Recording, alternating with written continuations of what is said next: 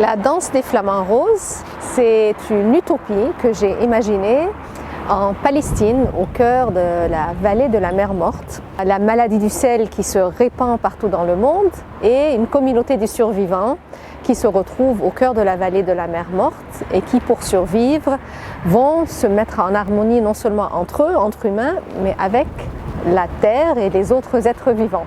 Et vous allez voir comment ils survivent, et plus que survivent, ils réinventent le monde. Bonjour, je m'appelle Yara El-Ghadban, je suis romancière et je suis l'autrice du roman La danse des flamants roses et je suis sur le courrier de l'Atlas. L'idée est née très loin de la Palestine, j'étais au Chili, au désert plutôt de l'Atacama, le désert le plus haut de la planète en fait. Et là, il y a la plus grande colonie de flamants roses. C'est un désert où il n'y a que des lacs saumâtres. C'est toxique pour les humains, sauf que les flamands sont adaptés. Ils peuvent vivre dans ces lacs-là, ils peuvent se nourrir dans ces lacs-là.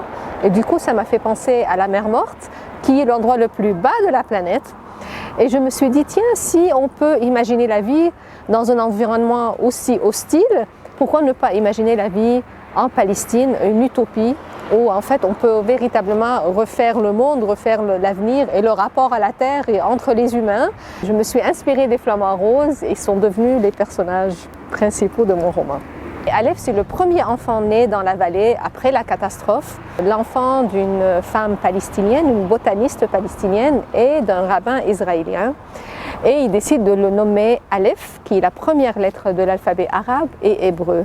Donc Aleph symbolise véritablement une renaissance, le commencement, quelque chose d'entièrement nouveau, au-delà des divisions, au-delà, une espèce de retour, je dirais, à la véritable histoire de cette terre-là, qui a toujours été une terre qui a accueilli la pluralité, les civilisations, les langues, les religions. Dès que je suis entrée dans cette idée de créer une utopie en Palestine, j'ai compris tout de suite que ça ne pouvait pas être simplement un lieu où les humains apprennent à vivre ensemble.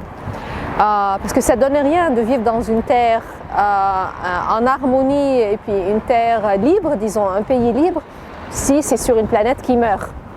Donc très vite, je me suis dit, je ne peux pas me limiter à cette harmonie-là qui entre les humains. Il faut que les humains en fait, qui survivent se réconcilient également avec les autres êtres vivants. Tous mes romans portent sur la Palestine.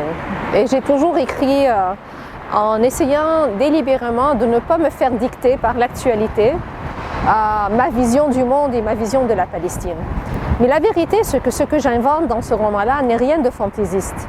Ça fait partie véritablement de l'histoire de cette terre. Et ce que j'essaie de rappeler, c'est que les 77 ans derniers, les derniers 77 ans, ce n'est qu'une goutte d'eau dans l'histoire de cette terre. Cette terre a accueilli toutes les civilisations du monde.